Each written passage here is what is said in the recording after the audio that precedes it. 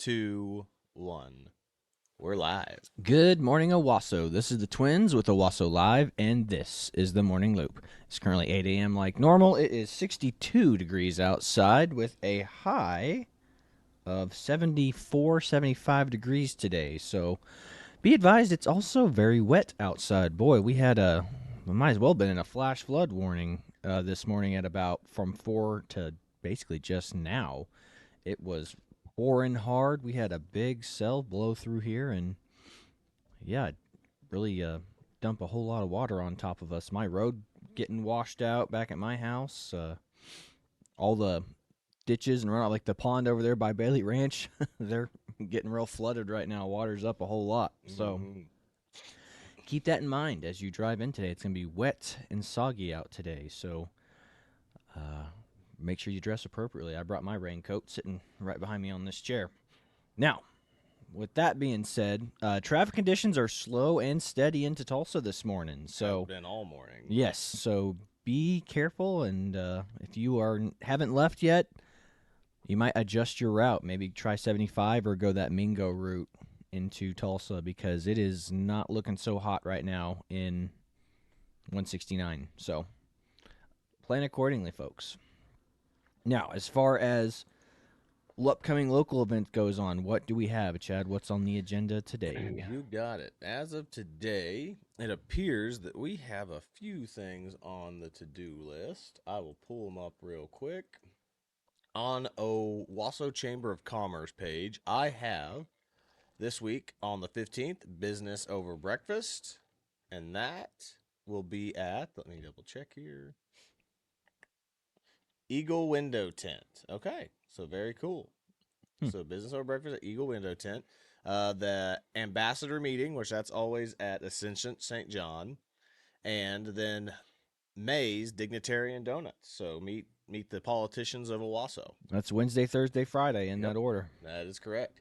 Then going on to Owassoisms, I have this is not till the 23rd. Nothing new except for that St. Henry's Community Meals.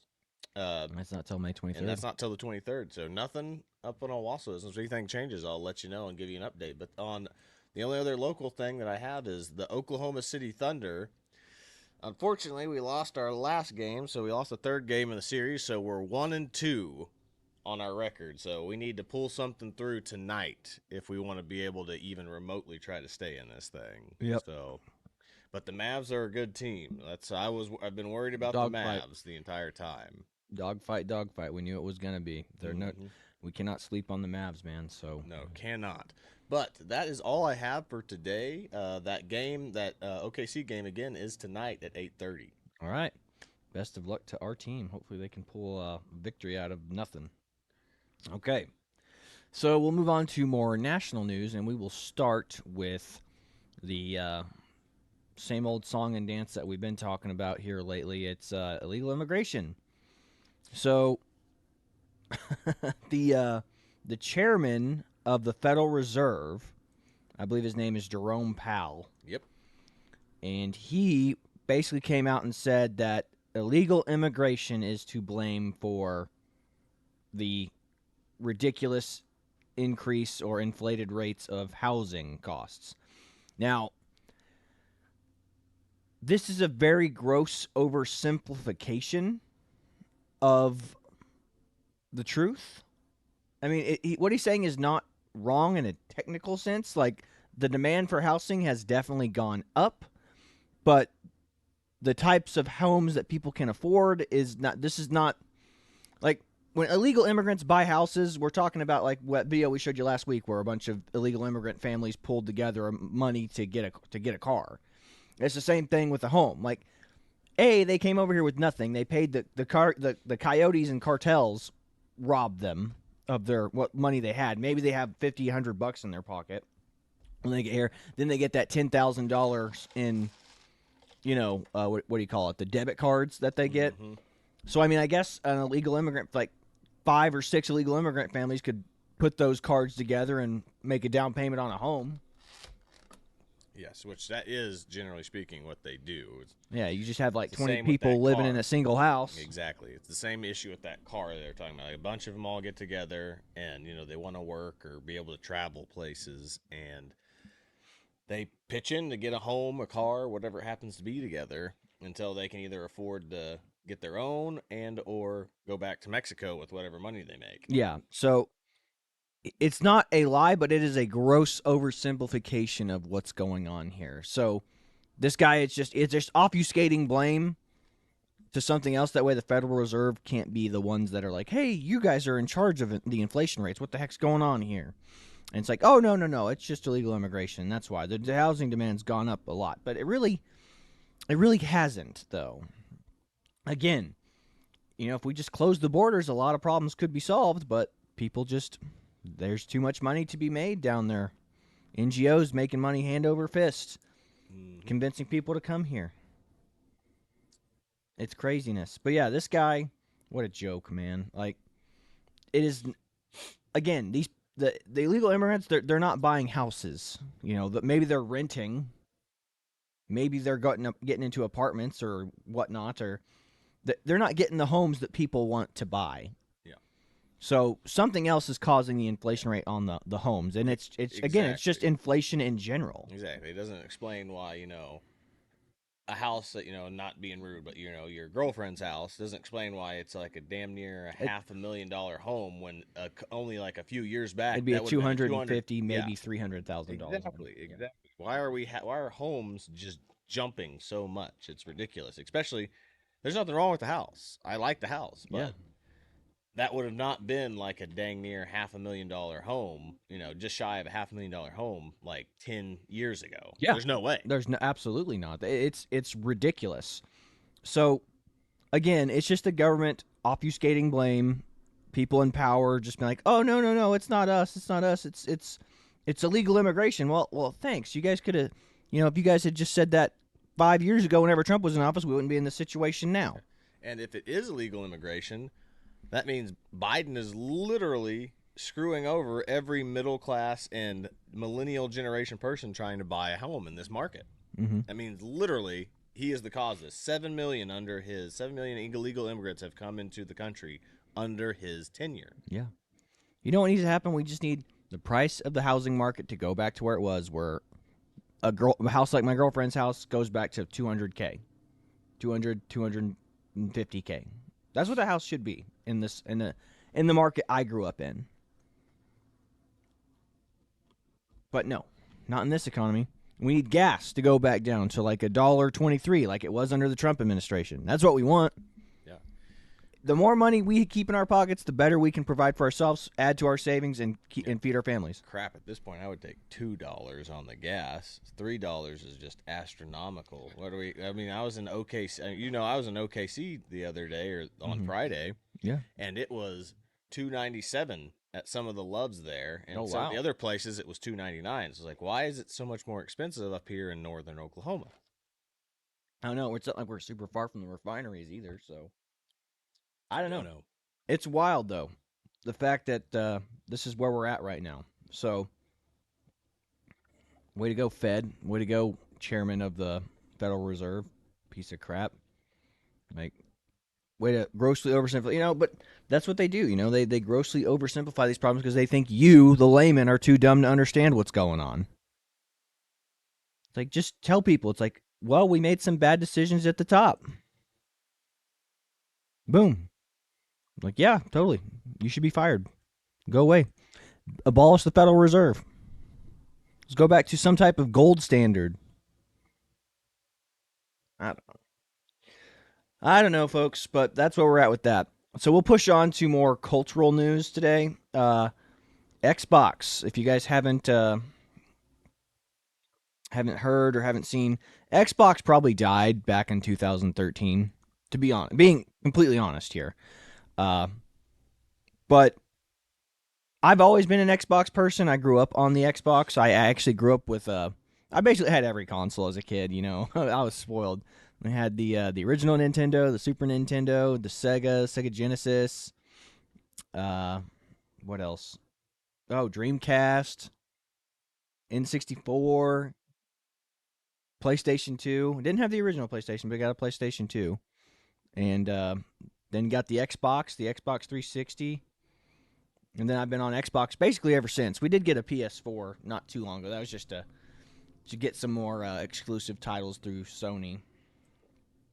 But, yeah, I'm a big-time gamer. I love games. And like I said, games is a part of culture, and that's kind of what we talk about in this show. We want to talk about culture. So, Xbox. DEI has officially killed Xbox. So, there's a new chairman. I can't even... What's her name? Sarah Bond, I believe. Yeah, Sarah Bond. Yeah, it's Bond. So, Miss Sarah Bond has been the newly appointed president of Xbox, but it's not even Xbox now. First thing they did was gut Xbox out of it, and now it's just Microsoft Gaming. So she officially killed Xbox with the title change. Now, whether or not this was her or this is coming from somebody, whoever appointed her president. But, again, look how young this chick is.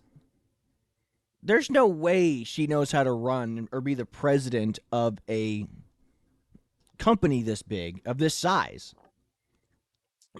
Yeah, gaming company like this, there's no way. Yeah. No way. I mean, heck, put me in charge of it.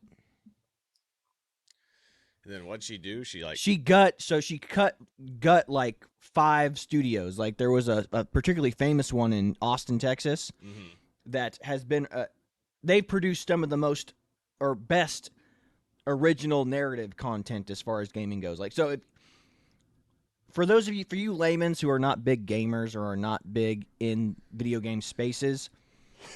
Gaming used to be like a single player thing. It used to be a narrative story driven thing. Like you'd play a game and the game had a story. Like Halo, the original Halo had a story. You play as the Master Chief and you're fighting the Covenant, which is trying to wipe out the human race effectively. Doom had a story. You know, it might have been just a shooter, but it had a story. Even Call of Duty has a story. It has a narrative. I mean, you had games like Kingdom Hearts growing up as a kid.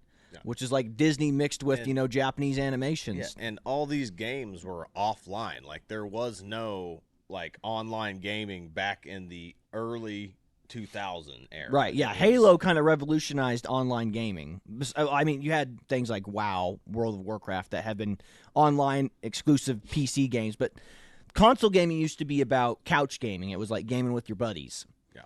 So it was like the Super Mario days where you would, grab your friend and you're trying to beat, trying to save Princess Peach in the castle. Yeah, or you'd be playing Mario Party. Yeah, 4 people at a time. Mario Party, Smash Brothers, stuff like that. Yeah.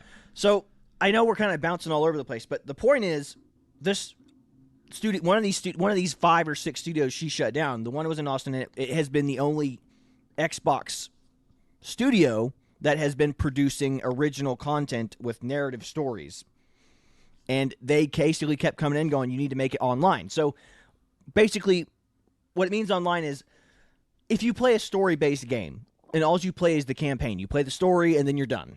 Well, studios don't want that anymore. They want to be able to put this game out and make money on it for like 10 years after release. Yes, the what's it called? The monetization or the microtransaction video games. That's what they want now on Xbox and PlayStation, all that. They want microtransactions. People, You have to buy the next whatever package released, that comes out. Season. Now they do, like if your kids play Fortnite, like it's the season pass stuff with Fortnite. Like your kids can play Fortnite. You can play Fortnite, but if you don't pay for the season pass, you don't get access to the skins or the new costumes and whatnot. So that's what these V-Bucks go to in Fortnite go to. So that's what they want. Every game wants to be, all these studios want to create the next Fortnite. They want to create the next online Halo game. They want, or Call of Duty. Like they want the player base continually playing this game forever until they drop the next era of that game. So that's the problem though. Like there's no narrative-based stories anymore. Like occasionally you'll get the Star Wars games, like you get what was the one with Cal Kestis, the Fallen Order? Oh yeah, Fallen Order or Jedi Survivor and Jedi Fallen Order. Survivor and Jedi Fallen Order. Yeah. But there's no online mode to that, so there's no future in that game, and They can't make money off of selling skins, doing microtransactions, or selling season passes. Fortnite really capitalized on this whole, gosh, what's the best way to put it? They capitalized on the season pass thing. Like, they keep people in and playing, and they drop skins, and kids dump money into it. Yeah. Hundreds of millions of dollars into, buying the next skin or the new season package, whatever. And they don't do Early anything. access, it's whatever. customizing your Barbie. I mean, putting a skin on doesn't change how good you are at the game. It just, you can look like the Mandalorian, or you can look like a Dragon Ball Z character, what have you, Spider-Man, whoever, a Marvel character.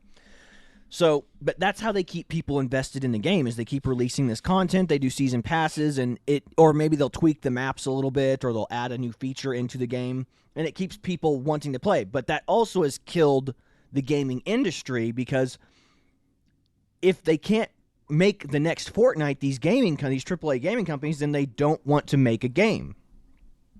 And then they'll put online multiplayer into games that don't need it. Like story-based games. It's like, why would you put a story, or why would you put an online mode into a game like Mass Effect? Like, I know the new Mass Effect game, or not new, but the latest Mass Effect game that they put out. Like, Mass Effect was this RPG. It was this great story-based game where you make decisions, and you design your character, you make decisions, and your decisions affect the outcome of the game. Mm-hmm. Well, they did an online mode in the latest version of that, which there's no point to having an online mode in a game like Mass Effect, because it's a story-based RPG. It's like, oh, hey, you're going to get online and do a versus mode, and it's like, why would I want to do that? Which basically tags into the point that this lady has no clue about gaming. She knows nothing about gaming. Yeah, you know what? She did have a clue about the gaming. Like, so she was pressed and asked questions like, "What's the future of Xbox? I mean, Microsoft gaming. What's that going to look like?" She really didn't have a thing to say about the consoles. She didn't have a thing to say about the future of the console as an effective system. She did have a game. She's like, "Oh, we're going mobile." So she could talk all day about the future of mobile gaming. I mean, the whole reason we have Xboxes, the whole reason we have PlayStation 4s, is because we don't like mobile gaming. Like, mobile gaming is something old ladies do. Yeah. Mobile gaming is for when you're sitting on a bus or an airplane for hours at a time and you got nothing better to do. That's what mobile gaming is. Yeah, it's ridiculous. So that's the future of gaming. They want us to be using these 24 hours a day. I mean, we already use these enough for everything. I have to use this for work. I have systems that I have to, like, these are my login checks and stuff are on this phone here. It's ridiculous, but they want you perpetually on your phone, and they're turning gaming, like, I mean, Xbox is dead. Microsoft gaming, here we come. And, like, they want the future of Microsoft gaming to be on this? Screw that. What did I purchase that giant screen TV for? Mm-hmm. Why do I have an Xbox 3? Why do I have an Xbox One or Xbox whatever? What's the new one called? The Xbox refrigerator is what I've got. Xbox Series X. I think. Xbox, yeah, I got the Xbox refrigerator. But it's basically just a computer tower now. But yeah, I mean, that was the whole reason we had console gaming to begin with. We had consoles because consoles were more, I don't know, user-friendly. They were more, what's the word I'm looking for? It encouraged couch gaming. It encouraged hanging out with buddies. Couch co-op. Yeah, but now, I mean, again, with all these new towers, they're basically just computer towers now. So, I mean, they're trying to push everyone into PC gaming so they can just sell subscription services. This is why I was not a huge fan of, I don't like games like World of Warcraft. Not because the game can't be fun. I mean, I played a game called Star Wars Knights of the Old Republic, or not, it wasn't KOTOR. That was the original, was what Knights of the, but it's just the Old Republic. Star Wars, the Old Republic. And you have to pay a subscription fee to get access to the game. And I don't like that stuff. Like, I don't want to pay a monthly fee to play this game. I just want to be able to stick the disc in and play the game. That's what I would rather do. Now, Star Wars The Old Republic is free now. You can play for free online. You just got to download it and play. But if you pay for it, you can get, like, more customizable armors, and you can get 3 guaranteed slots for a story mode or whatnot. So you basically just get more perks if you have the subscription. Yeah. So just I don't like what's happening to gaming. I don't like what it's becoming.